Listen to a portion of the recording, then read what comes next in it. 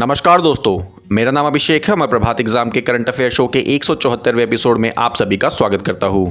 इस श्रृंखला में हम प्रतियोगी परीक्षा के दृष्टिकोण से दिन के महत्वपूर्ण वर्तमान मामलों को कवर करते हैं। हम विभिन्न समाचार पत्रों और वेब पोर्टलों से महत्वपूर्ण समाचारों को कवर करते हैं। इस करंट अफेयर शो को देखने के बाद आपको किसी भी न्यूज पोर्टल पर जाने की या न्यूज़पेपर पढ़ने की आवश्यकता नहीं है।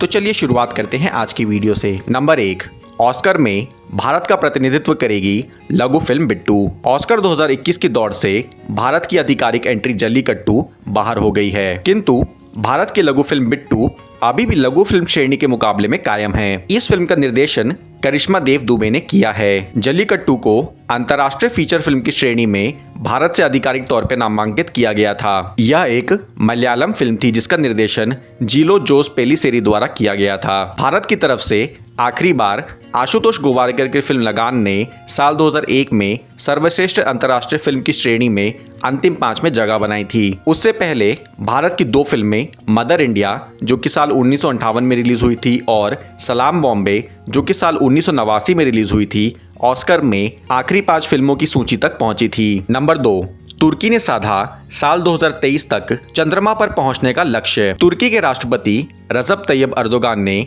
तुर्की के अगले 10 वर्षों के अंतरिक्ष कार्यक्रम की घोषणा की है। इस योजना में तुर्की का पहला अंतरिक्ष मिशन व चंद्र मिशन जैसी महत्वाकांक्षी योजनाएं शामिल हैं। राष्ट्रपति एर्दोगान ने यह भी घोषणा की कि तुर्की साल 2023 में चांद पे अपना पहला मिशन भेजेगा।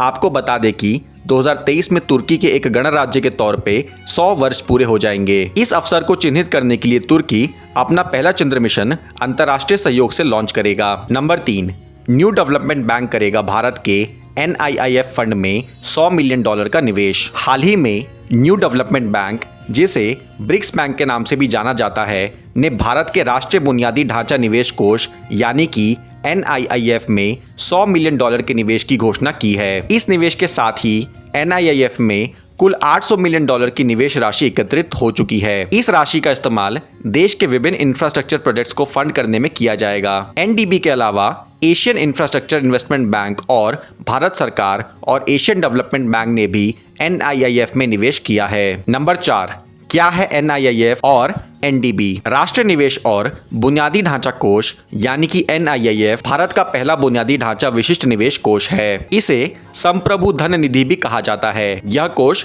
फरवरी 2015 में भारत सरकार द्वारा स्थापित किया गया था। यह ग्रीनफील्ड और ब्राउनफील्ड दोनों प्रकार की इंफ्रास्ट्रक्चर परियोजनाओं में निवेश करने के उद्देश्य से स्थापित किया गया था। न्यू डेवलपमेंट बैंक ब्रिक्स समूह के देशों द्वारा स्थापित किए गए एक नए विकास बैंक का आधिकारिक नाम है। साल 2014 के ब्रिक्स सम्मेलन में इस बैंक को स्थापित करने का निर्णय लिया गया था। इस बैंक की शुरुआती अधिकृत पूंजी $100 अरब थी। ब्रिक्स समूह के सभी देश ब्राजील, रूस, भारत, चीन और दक्षिण अफ्रीका इस बैंक में बराबर के हिस्सेदार हैं। इस बैंक का हेडक्वार्टर चीन के शंघाई शहर में स्थित है। नंबर 5, दिल्ली देहरादून आर्थिक गलियारा। दिल्ली देहरादून आर्थिक गलियारा, जिस पर तेजी से काम चल रहा है, के बन जाने पर दोनों शहरों के बीच की दूरी 235 किलोमीटर से घटकर 210 किलोमीटर हो जाएगी और यात्रा अवधि जो अभी 6.5 घंटा है वह केवल 2.5 घंटा रह जाएगी। यह गलियारा देश का पहला राजमार्ग होगा जहां वन्य जीवों की सुरक्षा के लिए 12 किलोमीटर लंबा एलिवेटेड कॉरिडोर होगा। पूरे गलियारे को न्यूनतम 100 किलोमीटर प्रति घंटा की गति के साथ ड्राइविंग के लिए डिजाइन किया गया है। इस कॉरिडोर के विकास से इसके आसपास के क्षेत्र में अर्थव्यवस्था को बढ़ावा मिलने की उम्मीद है और विशेष रूप से उत्तराखंड में पर्यटन को बढ़ावा मिलने की भी उम्मीद है। दोस्तों, अब समय आ गया है आज के सवाल का।